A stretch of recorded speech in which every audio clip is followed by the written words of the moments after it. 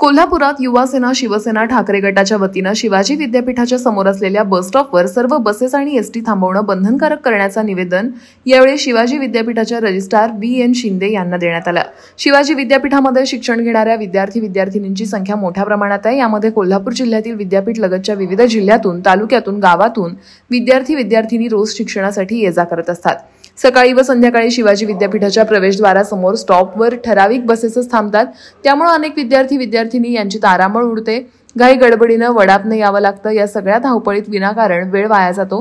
ही सेवा तातडीनं विद्यार्थ्यांना उपलब्ध करून द्या, अन्यथा विद्यार्थ्यांना घेऊन तीव्र आंदोलनाचा इशारा शिवसेना ठाकरे गटाचे युवा सेना जिल्हा प्रमुख मंजित माने यांनी दिला आहे। आज कोल्हापूर युवा सेना शिवसेना उद्धव बाळासाहेब ठाकरे पक्ष यांच्या वतीनं विद्यापीठ प्रशासनाला निवेदन दिले की जो विद्यापीठ समोरचा एसटी थांबा जो आहे, बस थांबा जो आहे, तिथं अनेक एसटी असतील किंवा बस असतील, त्या थांबत नाहीत। त्याच्यामुळे हजारो जे विद्यार्थी आहेत विद्यापीठात येणारे, त्यांना काहींना गंगावेश उतरावं लागतं, काहींना CB स्टँडवर उतरावं लागतं। याच्यामुळे त्या विद्यार्थ्यांची अत्यंत तारांबळ उडते। म्हणून आम्ही आज शिवाजी विद्यापीठ प्रशासनाला विनंती केली आहे की तुम्ही एसटी महामंडळ असेल किंवा परिवहन सभापती जे असतील त्यांच्याशी एकत्रित मीटिंग लावा आणि ह्या विद्यार्थ्यांचा प्रश्न सोडवा।